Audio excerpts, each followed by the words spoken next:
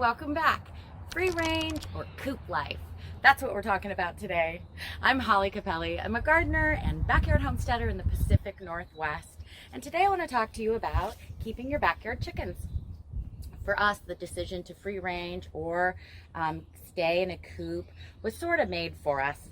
We live on a creek, we back to it, and so the predators that the creek attracts are numerous. So letting them live that free range life back here is a little bit difficult. Add to that, we're in the middle of the city, and it just sort of made sense for us to keep them in an enclosure. So we started out with a prefab coop that we just assembled, that we purchased in advance, and then we designed and created our own run enclosure, sort of a work in progress and learn as we go project. But they're really loving it. There were definitely some roadblocks along the way and some things we've learned as far as successfully keeping rodents out. I feel like that's kind of a constant battle and something that we're always learning. But I have discovered a few tricks that we thought we would share with you along the way. Number one, like I said, is rodents. They are coming for you. So it's really good if you can to keep your coop as far away from your house as possible because they're going to come. The other thing that you need to do is make sure that you dig a trench around your coop and your run about 2.5 feet to 3 feet deep, and then bury that close gauge wire. That way, when the critters go to dig into the run, they run into that barrier. And, you know, almost 3 feet deep, they're going to get tired of trying. So that is something that we learned the hard way. We did it originally 1 foot deep. They went for it, got in. So we had to dig it back up, put it back down. Then we learned that we were using the basic chicken wire. That gauge is way too big and rodents can get right through. So we had to dig it back up and then lower in the trench a much smaller gauge. Since we've done that, we've had no breach of security, but they certainly do try. You can see little tunnels where they try to dig and they just give up. We also had to add a wood plank along the bottom to just also try to discourage them from coming in. We did the same thing around the coop with the trench and added the fence dug down around just in case they did get in to the run. This way they had to work again to get into the coop. So doing everything we can to try to slow those guys down has been key. Another thing that we did was we wrapped our coop originally in the basic chicken wire, again, that large gauge, and they can get right through that. So we've had to since upgrade, and we've installed just right over it that smaller gauge fence. We've done that on the small section all the way around, and we will do that for the upper section as well. Again, work in progress. And then for the top, what we did was we added a bird netting over the top just to keep the squirrels out and the hawks and all of the other scary friends. And that's worked great so far. We did in the fall have a ton of leaves that were falling on them, and I just used the broom and kind of hit the net and they all went flying, and so I was able to keep that cleared off. It's really turned out to be a beautiful place for our chickens to live. We have this huge yard though, so it is certainly a shame that they're there all the time. So we intend on making them a chicken tunnel or chicken run of some kind that will allow them to get to the garden and be able to forage and eat in the places I want them to, where they safely can in the future. That's one of our up and coming projects. So we'll be sure to share that with you as well. As you can hear, this creek living brings a lot of friends and foe our way. Those are the geese that have taken up residence just down the way. We've added all of these branches here to our fence. This is helping to keep deer away. We just add them every time one falls or we have to cut something down. and then we just fill it in. So we do have areas of this fence that are filled in much more than others. Again, another security work in progress, but it looks cool and it is helping some, so it's good. So this is the wire I was talking about. This is what we originally used, you know, chicken wire. Us city farmers thought that was right. Not right. I don't even know why they call it chicken wire. The rodents can get right through it. As you see, the holes are enormous, so it's not really going to protect them from mice and rats getting in, which are the ones who are harboring all the bad disease and germs and parasites. So we need to keep them out. Then we upgraded to this much smaller gauge wire, and it hasn't been a problem since. So save the money, learn from my city farming mistake. Do not buy actual chicken wire. Buy this much stronger, sturdier, smaller gauge wire, and you'll be set. Another cool thing we did was add these motion detector lights all around the coop. These are really inexpensive. They're like $5 a piece, like an as seen on TV kind of a thing. My husband loves them. They are all over our backyard. They shine really bright when you pass by them or a creature comes by. Our bedroom is just beyond the chicken coop here, and so the first 3-4 nights after we installed these and they'd come on, they shine a light right on our bedroom ceiling, like the bat light.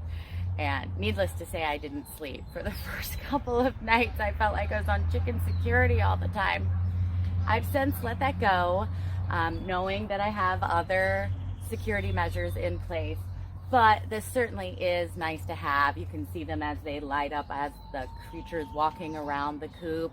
And sometimes it even scares them off. So they have definitely been a beneficial addition to our coop security. Another thing that we're doing is creating this chicken garden here along the sides of the coop. I'm hoping that I can plant a bunch of herbs and mix in some climbing roses, some thorny things that will also hopefully kind of keep critters from trying to bother to bust in the barricade. We'll see. If not, it'll look nice. So here is the inside of our coop. The ladies are all foraging for sunflower seeds right now. A couple fun things about the inside of the coop. We've just added these boulders here for them to just stand on.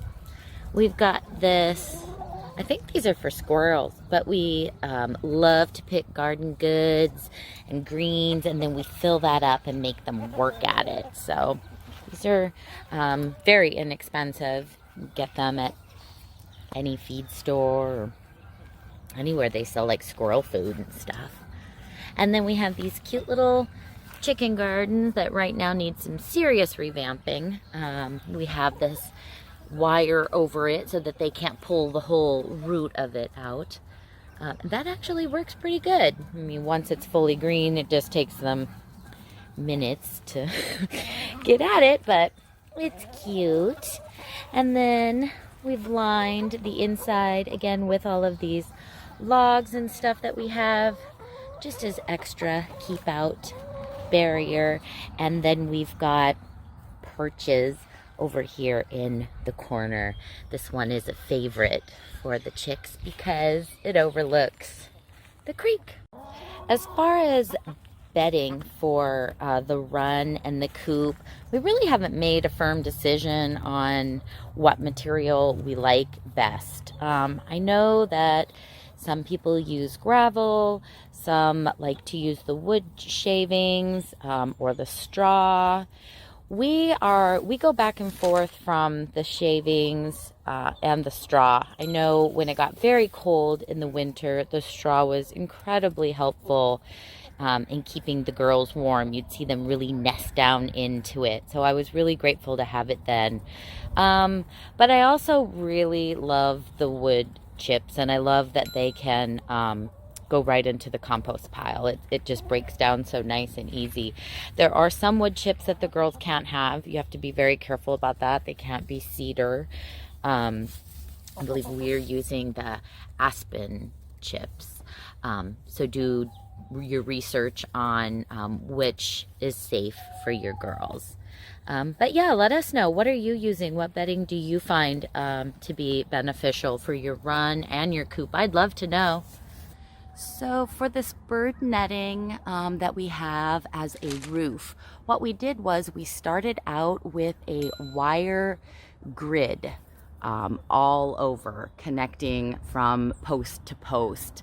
And then once we had a good grid into place, we laid this netting over it. And then in some areas, like you can see here, my husband secured the wire to the netting.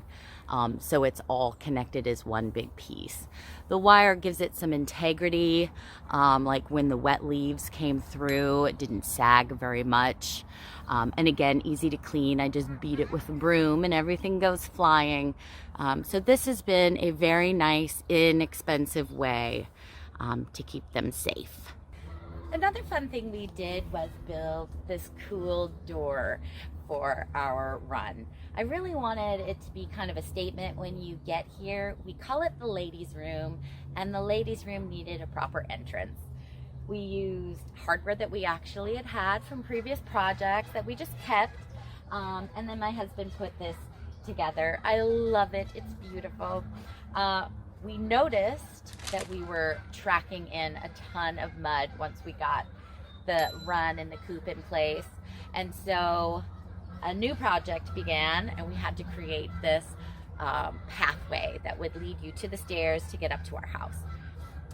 We have lined it with our treated lumber and then filled it with landscape fabric and topped that with pea gravel. It no longer is a problem with rain and mud, which is a huge problem here in the Pacific Northwest.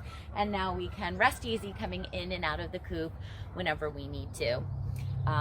It's such a beautiful path, actually, that I got my hubs to make me a little bench to go next to it. And I just love to sit here and drink my coffee, talk to the chickens, listen to the geese. I don't know if you can hear them, but again, that creek attracts all kinds of friends and foe. So we really wanted to create this area like a park-like setting for our girls to live in. They might not be able to free roam, but at least I can make the space that they live in as pretty as possible. So that's what I'm trying to do.